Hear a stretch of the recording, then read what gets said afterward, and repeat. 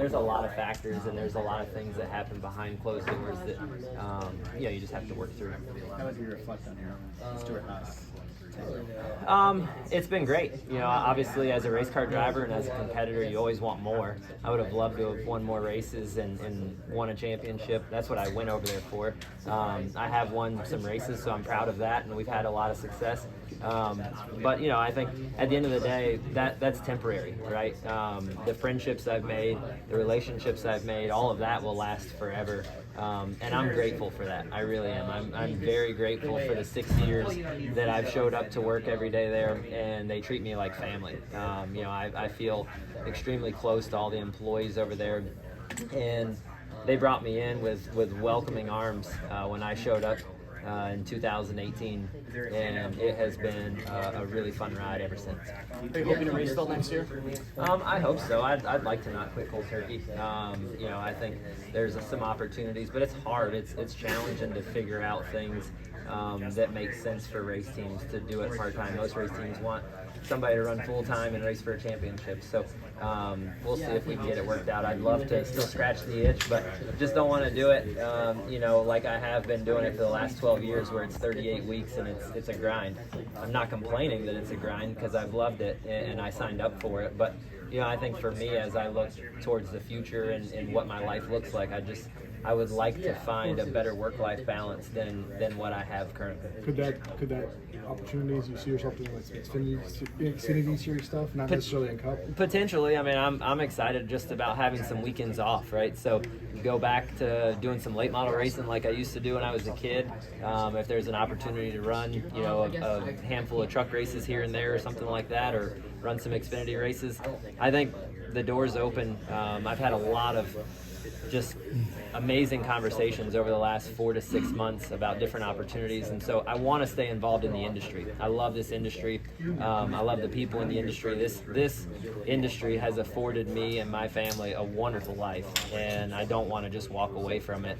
When I originally announced that I was going to retire, a year ago, or over a year ago, that was the vision that I had. I had a vision of just walking away from the sport and starting a new chapter of my life and really going to explore something completely different.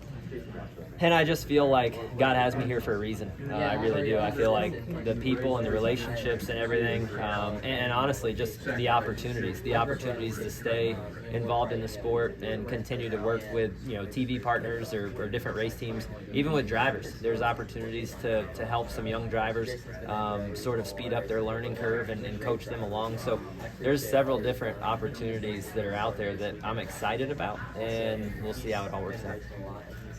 When you look back at your career, The field doesn't return at all. I assume some of the talk we heard is that maybe you could potentially take them or move with them to like an Xfinity ride or some sort. No, honestly, that was never the talk. So all through the summer, I worked really diligently with SHR, and we worked really hard to put a program together. I expressed my desire to step back and not continue full time. And they took that and digested it, and we worked really, really hard as a collective group to figure out what that would look like going forward without me in the race car. And unfortunately, it didn't work out. It was something that they decided they didn't want to continue to do, and so I respect that. But at the end of the day, I made the decision on what was best for me and for my family, and I was hopeful that it would work out, that they would stay with SHR. When you look back at your career, though, it's been a heck of a ride. How do you want to be remembered? Just as a genuine person, honestly. When the wins and all of that stuff, that's all temporary. It really is. And you don't gain, I had to learn this the hard way, but you don't gain happiness and satisfaction from going to victory lane. You gain momentary joy, but it's not long lasting. As soon as that weekend's over, you immediately are focused on the next week and wanting to go do it again. And if you don't, the next week, if you finish 25th, you're mad and you're bummed out and you're disappointed, and so that cycle of emotions, you know, I've come to realize is very temporary. But what is lasting is friendships and people you care about, and doing things that you enjoy with people you enjoy. And so for me, that's what I want to keep doing. I want to keep working. I want to get up in the morning with a purpose. I want to go do something. I want to try and make somebody else better.